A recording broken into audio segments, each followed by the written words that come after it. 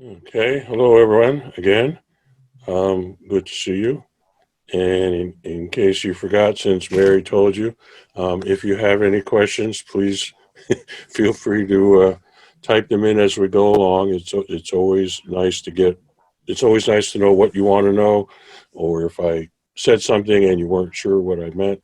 Um, don't don't hesitate to just jump right in. So we're going to do customizing WordPress. For those of you who were here last time, we did sort of an introduction to WordPress, and we talked about different places you can host WordPress, free accounts versus paid accounts, the pluses and minuses of both of them. Um, Tonight, we're going to talk a little bit about once you have an account on WordPress and whether that's a free account or a paid account, or you have your own website somewhere and you're running WordPress on it. A lot of the things that you can do with it, the ways that you can enhance it, customize it to your own needs, are the same or similar enough. So you should get a pretty good idea from what we're going to do tonight about what you can do on your own. So we are going to talk about choosing a theme. A theme in WordPress is a set of files that control a lot about how the site looks. In other words, it has some of the colors that show up, it has the fonts, it might have where the images get placed, what the home page looks like, what the menus that let people go from page to page, what they look like. There's literally thousands of themes, and I wrote in my notes here to use the joke, and we will go through each and every one of them. But I don't know how. Anyway, I've given you the joke. Um, we'll look at some of them. We'll look at how you can look at various themes. And one of the nice features of WordPress is if you have some content you've created, like some blog posts or something, you can load various themes onto your site and do a preview. You can say, what would it look like if it had this theme? And then what would it look like if it has that theme? And it will let you see basically what it will look like without you having to change anything. And then you can either install the new theme or go back to what you had. So we'll look at some themes and how they affect what people see. We'll also be looking at plugins. Plugins are they're like apps for your iPhone or Android. They offer a special function that lets WordPress do something that the basic part of WordPress doesn't do on its own. So it might be, we're going to look at some like add a contact form to a site. So if you want people to be able to contact you, there's a plugin that lets you just put a form in and people click submit and it comes right to you, so you don't have to create that from scratch. Or there's plugins for setting up appointments if you have a coaching practice. There's all kinds of different plugins that we'll look at that are available to you. Um, we're going to explore SEO, search engine optimization. For those of you who were here last week, we talked a little bit about that. This is what allows your site to be seen by Google and Bing and the other search engines.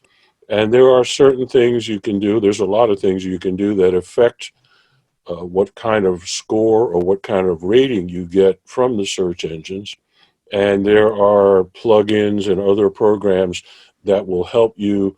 If you're writing a blog post, for instance, it will look at it and say, well, if you want it to be more SEO friendly, you should do the following things. So it'll help you analyze how search engine friendly your blog or site is. So we'll talk a little bit about that. Um, I'll talk a little bit about developing your voice for your blog or your site. And what I mean by voice is what what personality, who are you trying to be for whoever your intended audience is? What kinds of things do you want to share about yourself to try to engage whoever your audience is? Are you looking to attract patients or clients to a practice? Are you looking to sell books? Are you looking to do whatever? Each one of those audiences is going to be looking for certain things from you, and you want to focus what you do to try to appeal to them. So we'll talk a little bit about what kinds of things you can do, even things that talk a little bit about who you are over and above what your product or service is. Was there a question there? Or? I think we're good. Okay. Go ahead. Also, we'll talk a little bit about how you want to link to other sites and blogs, link to other posts within your blog. That can be very helpful for search engine friendliness, for being discovered by Google and others. So we'll talk a little bit about how to do that and why that's a good thing to do. And I think that's the end of my slide. So I'm going to go right now into, let's go here. This is a sample blog that I created for this class, which is why it's called CP Library Class Blog. Here's my motto for the class. So this is a basic theme that comes with WordPress, and I created a couple of posts, and we're going to look at how I did that and how we can create more. I am going to turn off my camera at this point. I'm sorry to disappoint you all, but I think it's better if we just sort of, there we are. Let's look at what we've got going on here. So this is the basic page that I have set up. And when you come down here, this particular theme lets you scroll this way. So here's the post I wrote today about the class that we're taking right now, talking about how to customize WordPress. This was from last week, the intro class, and this was the screen that showed us if you host your blog with WordPress. These are the various prices that you pay for the paid level. So this is a very simple home page. There's a sample page that comes with this theme, and it explains that this is how this is what a page is and how it's different from a post. And this would be the kind of thing that you might have for contact information, or, for instance, here, about our class.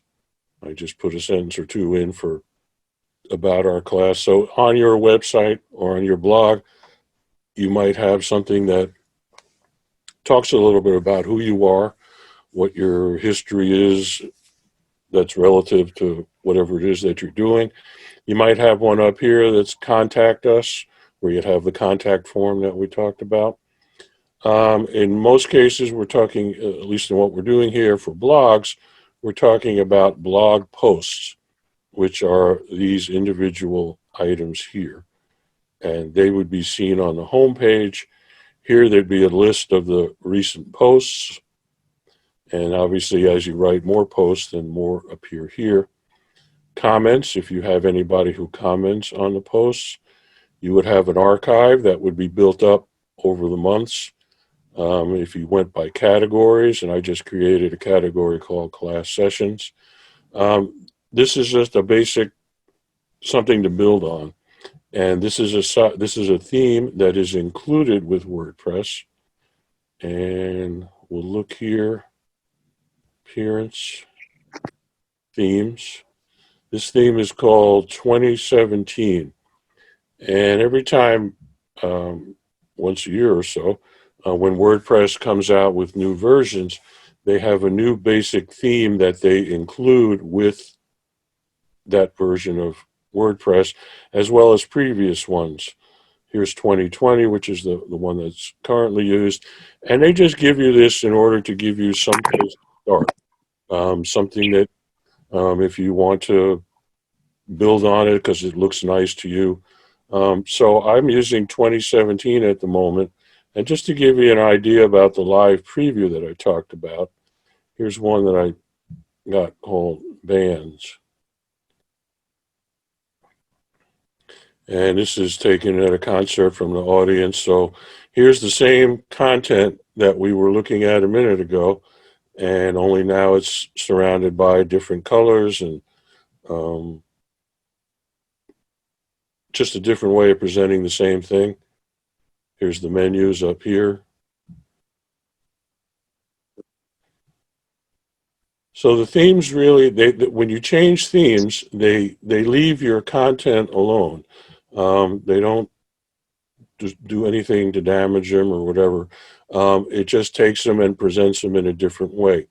So let's look here at, well, let's activate this one. This is one for a magazine. There we are. And we'll go back to this and refresh the page. And we now have the same content looking a different way. And, you know, maybe this appeals to you, maybe it doesn't. But you can also customize this. Appearance, customize. This is the theme, multi-purpose magazine. Most themes that come for free have this thing Go Pro, where certain features that you might want to use that let you customize it more, you would actually have to pay for of what they call the Pro version of the theme. The one we're using right now is the free version. We can look at some of the theme settings. You have the typography that lets you change the font. You can change the settings. So this here, which I'm going to call orange, and somebody who probably knows color better can call it whatever. But I can play with the different colors and see what it would look like. If I was going to use this, then I would change the type to white. But this just gives you an idea of some of the things you can do, some of the options that you have. This is all included for free. The top bar section would be up here. I'm going to enable it.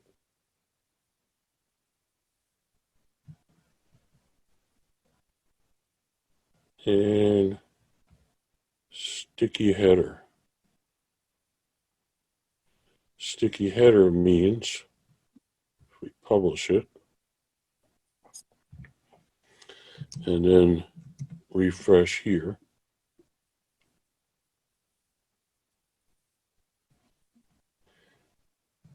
it changes a little bit of how things will display here.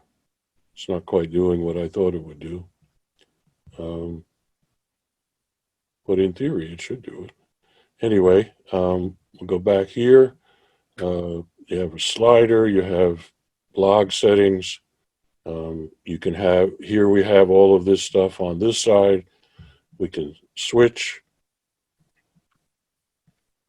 have it all be on this side. So you have all these options, and you know, there are theories of design. If any of you ever done any kind of design, you know, there's when people come to a blank page or new page, where does their eye naturally go? And you can try to follow all that, but also a lot of this comes down to personal preference. Would you rather have this stuff here and have everything over, all the content over here? Would you rather have it on the other side?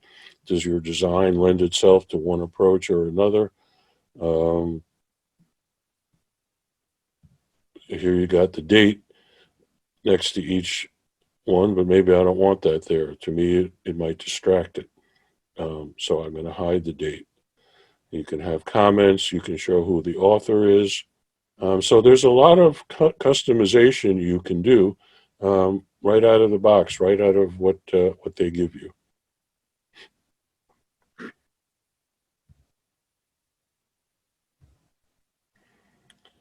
And it's telling me that if I don't save this, then it's going to lose all the changes, but that's okay because I don't really want to change it.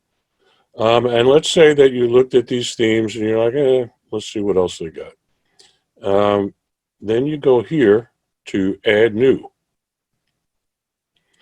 And remember I told you about thousands of themes? There's featured themes, of which there are 15. And you can look through here and see any that catch your eye. Popular themes, 3,830. Now we've only got time to do about 2,700, but if we did have more time, you could see these are all different themes. Almost all of them are either free or have a free level. So if you have any idea of what you want, or if you have absolutely no idea of what you want, you can spend a lot of time looking through here to find something that at least closely resembles what you want. And then you use the customization that we did just a little while ago to fine tune it. So maybe you like this, but you'd rather this be blue than purple, or you'd rather this be red than orange, or whatever it is. Here's some of the more recent ones, 7,500. Favorites. Okay, if you go through here and you see some that you like, but you're not quite ready to switch and you want to come back, you can save some of these as your favorites and then come back to look at it later. You can also search themes. There are themes that are designed for different kinds of professions. So let's say, I know we have a couple of authors here. Let's see. These are author landing pages. These are people who have designed themes and have classified them as potentially good for authors. You may or may not agree with that, but that's how they're, at least it can try to help you pin down books, libraries, blogs. So this can help you a little bit about, let's see if we got anything for coaching.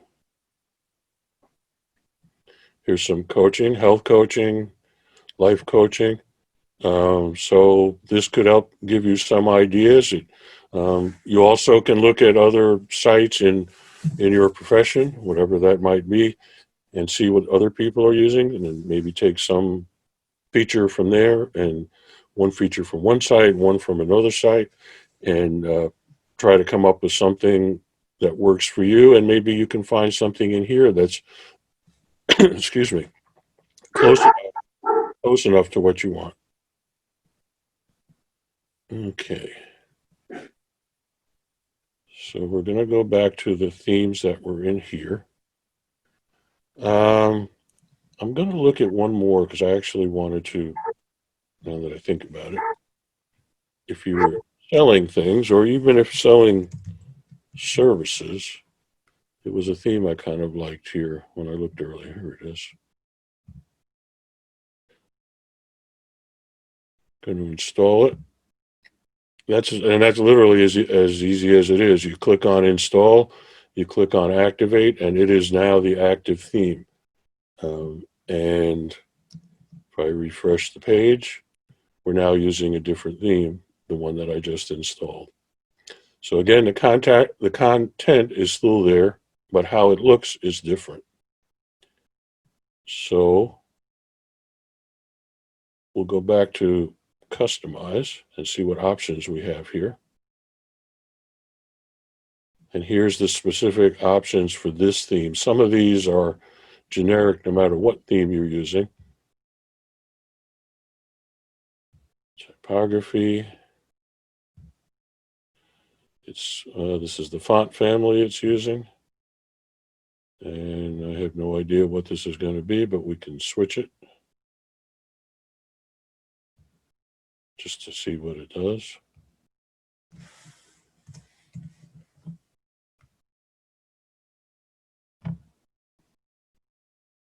Okay, so that's typography options. The top bar, which is this up here, you can have it on or off. If I want to turn it off, it takes a couple seconds, then it shows me what it's like with it's off. Phone or email you can put there, and if you type this here, you'll see it appearing up on top. Change your email address, different color options. So again, It's just a different look. And in their case, they're saying this is good for e-commerce. And probably also what that means is that it works well with the e-commerce options that WordPress offers. Any questions so far? Everybody following along, or anything you want me to speak a little more about on themes before we go to the next subject? Let me just make a comment. I don't see any questions yet, but one of the comments I want to make is that as you were going through that, one thing that was important on the top bar, and you could probably have it in other locations, the contact information and also the social media options, and also the search bar. So all those things that I think are important on a website or blog were all found under the top bar options. Yeah. We're all found in one location. Here you can put your link to your Facebook page. Yes, that's a very good point. You want to be able to let people find you wherever you are.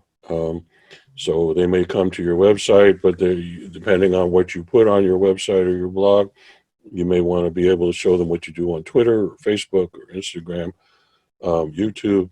So you've got all the places to fill that in here. And I'm not sure exactly where the search, oh, here it is, the search icon. Good point, Mary. Yep. Took that out. It was up here. You generally want to have a search icon so that people can find something. If they came to you looking for a certain thing or a certain service and they don't, and whatever you've put on your homepage doesn't happen to show that, then you want people to be able to find whatever it is they're looking for quickly, because we can't assume that people are going to spend all the time that you would like them to looking through your website. Because when you go to a website, a new one, chances are you don't spend a lot of time looking through it. You're there for whatever reason you came there, you want to find it and then move on about your day.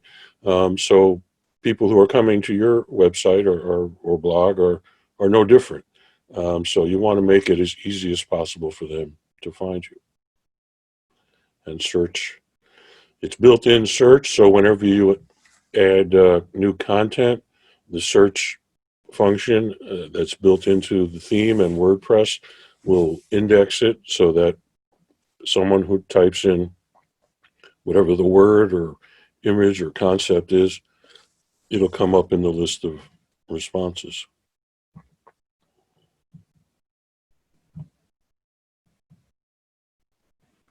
Okay.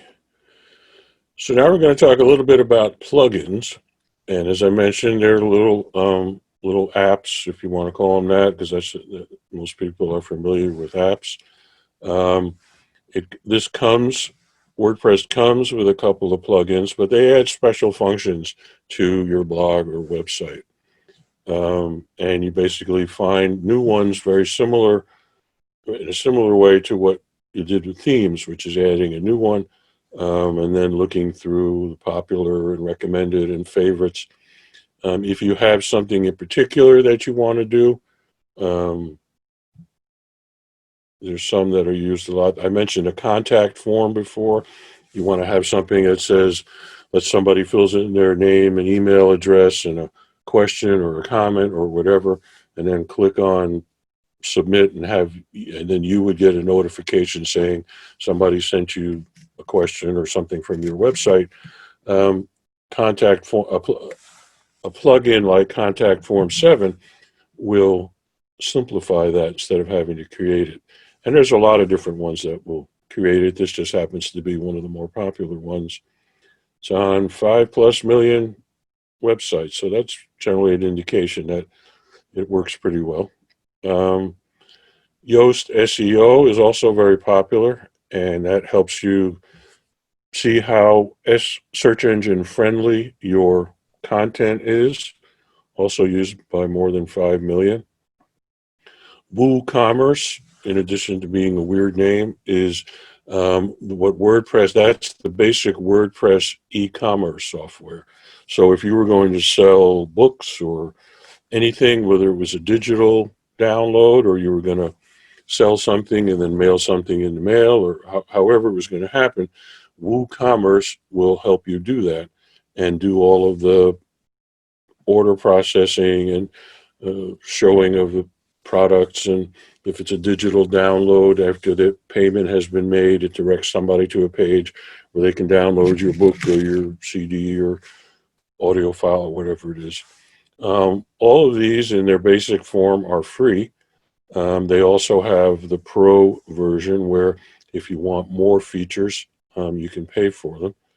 I'm going to install Yoast just to look at it because it also ties in with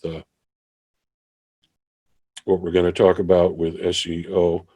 And well, first, I'm going to also look at two recommended ones. Lightspeed Cache, and there are a couple of different plugins that have the word cache in it. This one happens to be most popular. But that's a behind-the-scenes thing that really helps your site, because what it does is it speeds up the amount of time, it reduces the amount of time that it takes for when someone comes to your website to start seeing pages. So it takes information like your homepage and your blog posts, and it puts it into a special cache file that can be displayed really quickly. And as I'm sure you know, when you go to a website, if you're sitting there waiting and it's the cursor spinning and spinning and spinning, and unless you really want to see what's on that site, you might very well jump to some other site.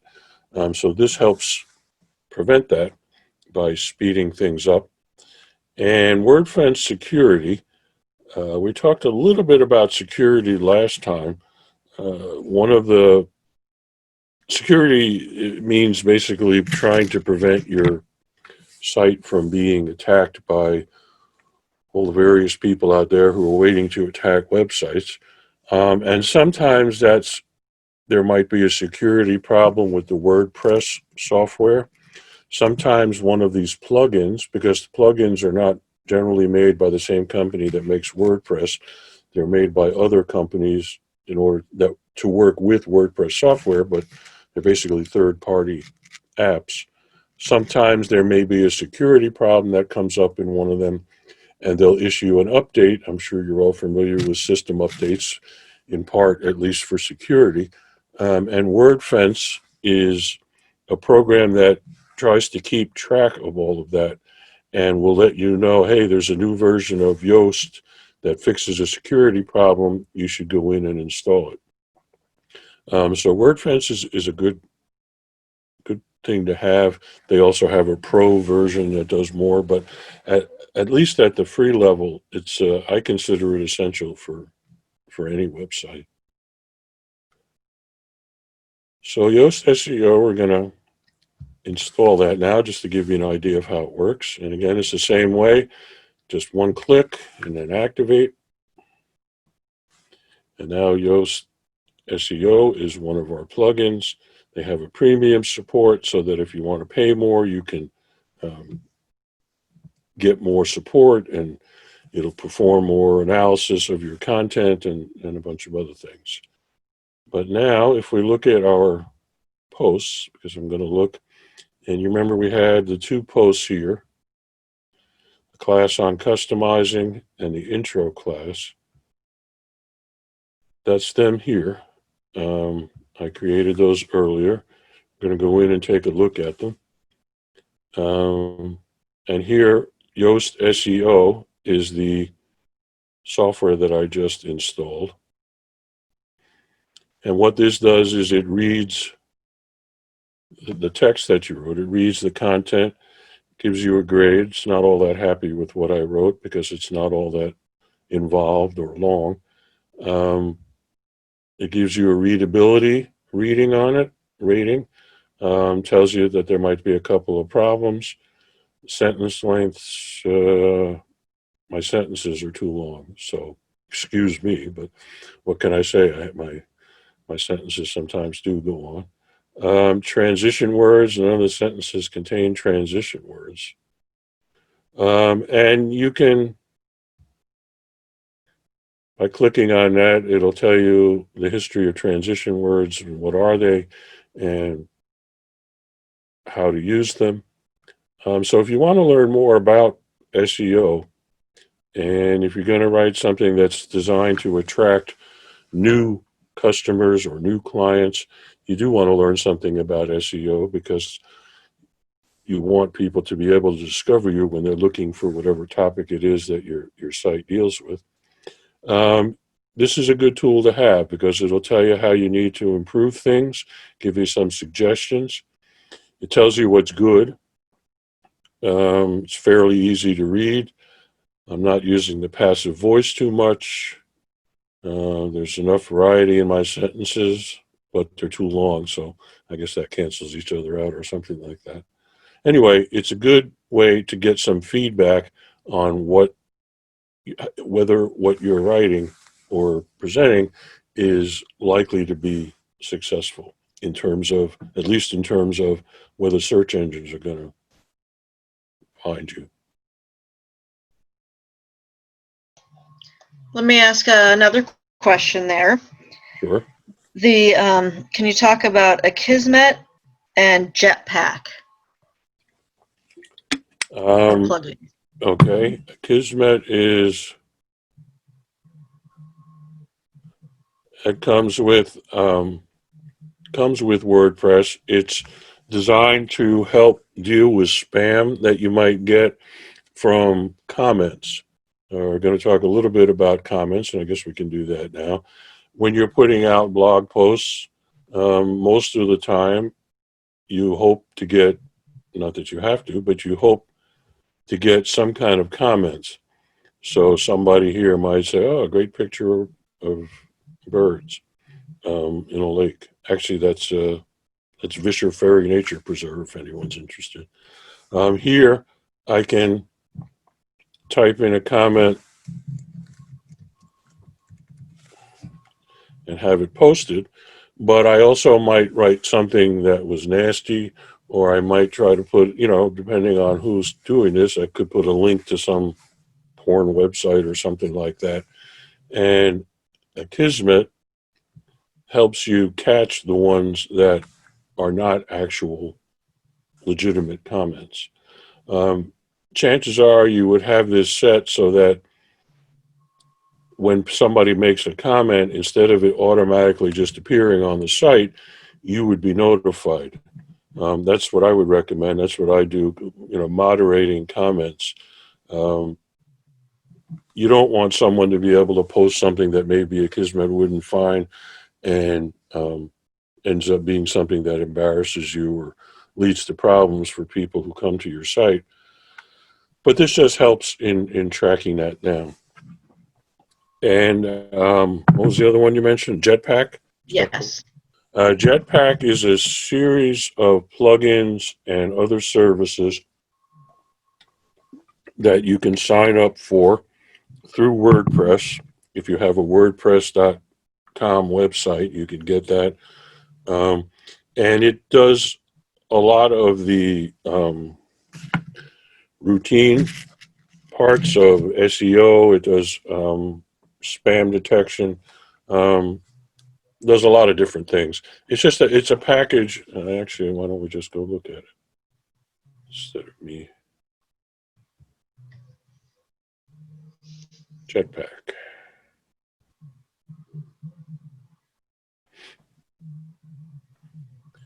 It's for site security, does protection on certain things, scans malware, makes the login, keeps a record of your site. It helps with the caching that I mentioned about earlier. Gives you access to some more themes and stats about who's visiting what page and how they found your website. And, if they typed in something to Google and got to your site, you would see what words they used to type in to get your site, so you might want to use those words more in future content. Support, and of course, surprise, surprise, they have a paid version that gives you more. There's no reason not to use it if you have a WordPress.com website, and that means that it's hosted by WordPress. You can also have it on a WordPress.org site, meaning you have it hosted on GoDaddy or wherever you have it hosted. but you need to get a WordPress.com account in order to use all of Jetpack. But if you don't want to necessarily go looking for all these other different plugins, this is, if you were just going to get one, Jetpack would be a good one to use. That's perfect. Thank you. Sure. Okay, so we looked at Yoast, and I wanted to look a little at creating a post, since that's a lot of what you'll be doing. Here are the posts I created earlier, and I'm going to create a new one. And here's the basic screen that you get. We'll talk a little bit about what's here.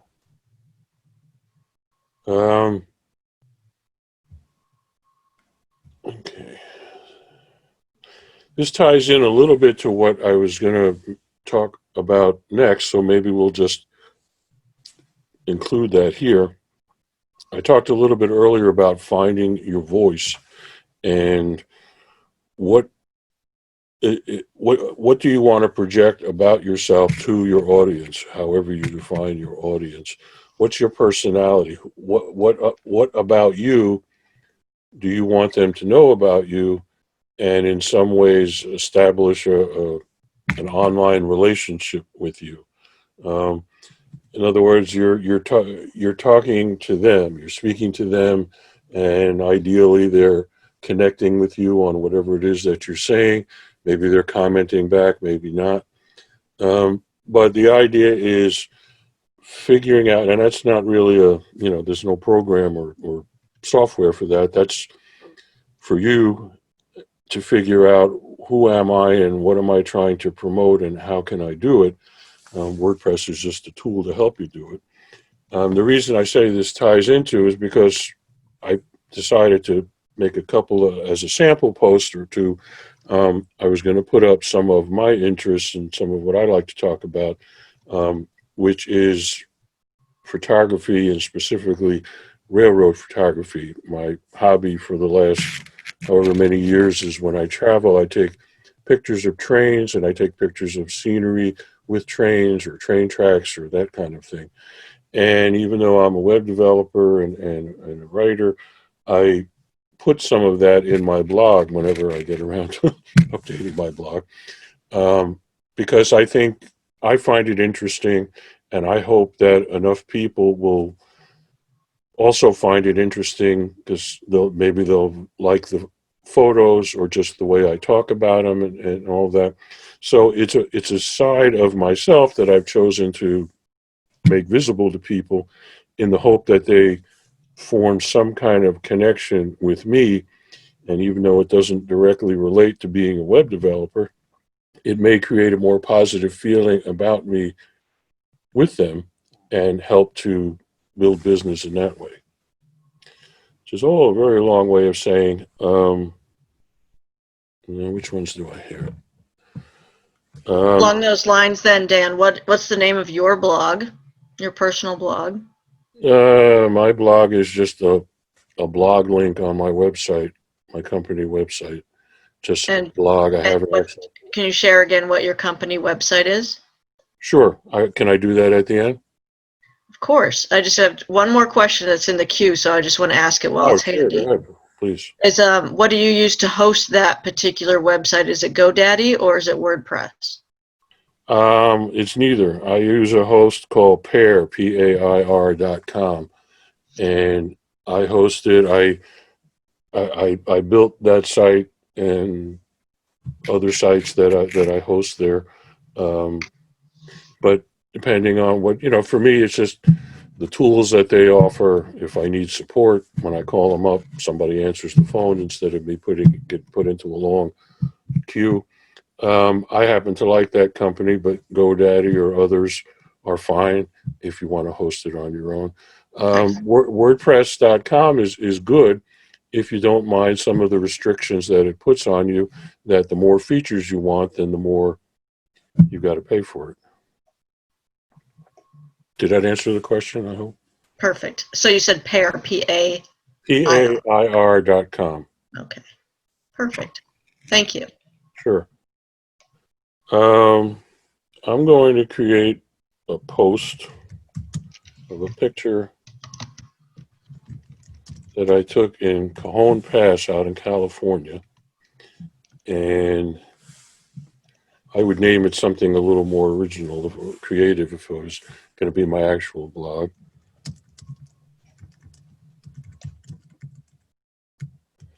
And this actually is going to be a photo just of some tracks through a nice vista.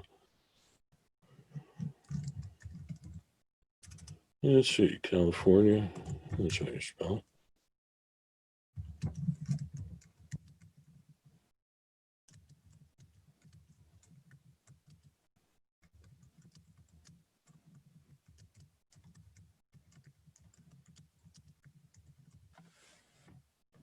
J there. Okay. Now what I'm going to do is I'm going to add an image. And since it's not in my media library, and we haven't talked this week about media library, but the media library is where all your photos, and if you upload PDFs or anything like that, this is where they get stored. And since it's not in here, I'm going to upload a file. And coincidentally, there's one named Cajon.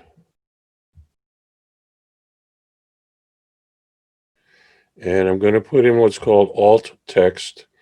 That's not only a WordPress thing, that's a web development thing. That's for people who are using screen readers because perhaps they're either blind or visually impaired. This tells them what the image, what image is on the page. This is something you need to do in order to have it handicapped accessible, to have it be an accessible site.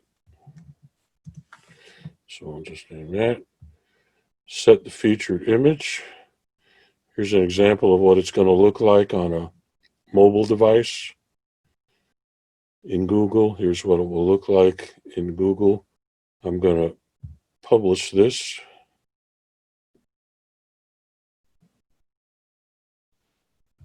Now I'm going to home again.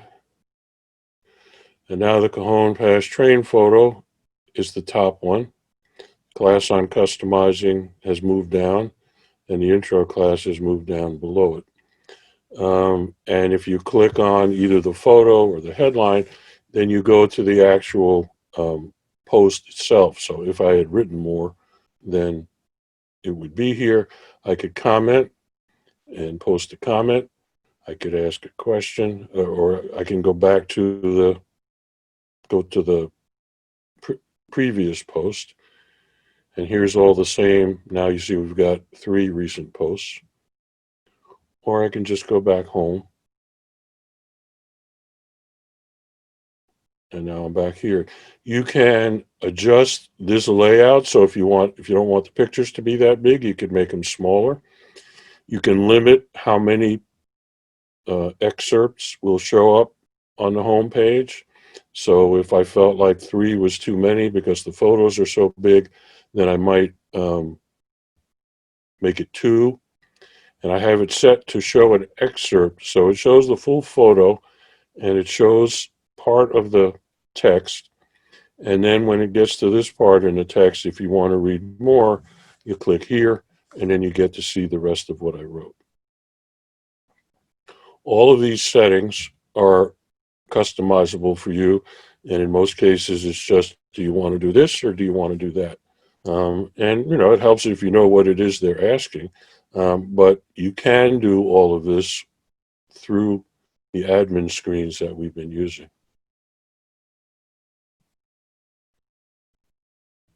Okay. I'm going to do one more to show you links to other sites. And I'm going to link to an article that I wrote, so I do get to brag a little bit. I don't know if any of you were aware when the holiday train came through the region. Every year, Canadian Pacific Railroad has a holiday train that comes through the area, and they decorate it with all these lights, and it looks pretty neat coming through, especially at night when they tend to come through here.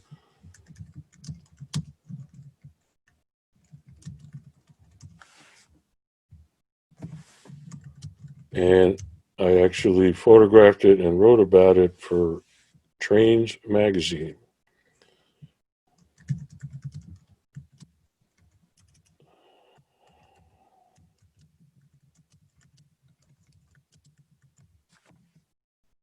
Right, so first, I'm here. I want to link to the article that it's on the train's website.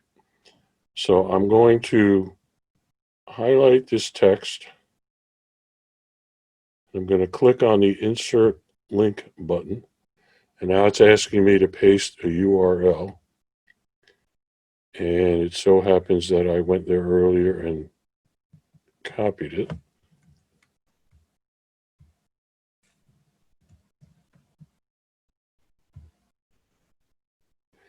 And I'm going to add a picture here.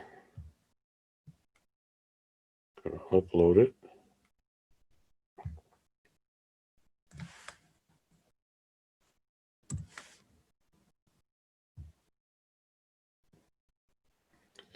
Put in my alt text so that it's accessible.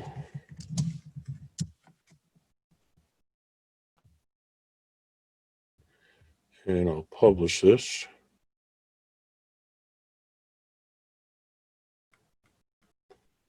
And now we'll go to the home page again. And there's the holiday train and the post that we just wrote. And if we open it and click on the link, we go to the article on the train's website that talks about the holiday train. And the reason that that's important, the links, let me come back here. The links help a lot with SEO, with search engine optimization. And the reason for that is when Google or Bing or any of those search engines get requests from somebody, like maybe somebody says, show me pictures of trains. Google wants to deliver the best possible results to the people who come there so that they'll keep coming back. So they look at things like, all right, how much does this person know about pictures of trains? And one of the ways they figure that out is they see a link to a nationally known website like Trains Magazine, which deals with trains. And they see, okay, this guy's got a link to there, so that must mean he has some legitimacy, or more than somebody who doesn't. It's not as simple as that. It's algorithms that measure all those things. But one of the things they measure is how many links do you have to outside websites, and also how many links do you have to other pages or other posts on your website, because that shows that you're making it easy for people to find out more. If I had something in here, if I had a post somewhere else about the capital region and I made a link from region and then link to that other post about the capital region, that helps to give people who come to my site more knowledge about the capital region. So therefore, Google is going to place me higher when it's someone searching for the capital region and trains or something like that. I hope I'm being clear on that. It's the more you link to legitimate websites and to other pages on your website, the more of an expert you appear in Google's eyes, and therefore the more likely you are to come up higher in search results than someone who doesn't have all of those links, but everything else is the same. So it's not magic, but it's not magically going to get you higher, but it is important, an important part of search engine optimization. Okay, question in the queue for you, Dan. Sure. Google versus other web browsers, SEO, DuckDuckGo, etc. Do they do that similar? They all kind of working the same as far as the way the browsers pick these things up? When you say Because DuckDuckGo is a search engine. Is the question about whether the search engines are the same? Are they similar? So like Bing, Similar with SEO in particular? similar, yes. They all have their own algorithms, which they guard very zealously, so that not only so that their competitors can't find out about them, but so people like me can't find out about them, and then try to steer all my websites to be exactly, and there are unscrupulous people who try to game the system and just put in stuff that they know Google wants to see. Right. But they're all essentially similar. They're all looking at your content and making some decisions based on what they see, and then giving those results to their visitors based on those decisions. And in general, I would say, yes, they're similar, not exactly the same. Some may give more weight to one piece than another, but So they're they're all pretty similar. optimizing similarly, but some maybe a different weighting. Yes, Okay, different great. weighting. But generally, first off, Google is by far the most popular one. So if you had to choose, well, do I make it optimized for Google or DuckDuckGo or Bing or whatever, you'd want to pick Google for in terms of getting the biggest potential audience. But there isn't that much difference. If you're optimizing it and using something like Yoast SEO or the Jetpack, it's going to be generically enough optimized that it's going to work for all three. And how important are the keyword tags? Not as important as they used to be, but there is some importance. You still want to have tags. Um, the problem with tags is that I was saying people were just putting tags in, even if it didn't relate to what the website was, so they get more people to come up on it more times that it would come up in search results and get people to visit. So Google has very much reduced the importance of tags. Um, Tags are, in a lot of cases, are good for people who are searching your site. They're at your site and they're trying to find what you've written on a certain topic. So they might use the tag to search within your site to see how what you've written about a certain thing. But in terms of SEO, they're not nothing, but they're not anywhere near as important as they used to be.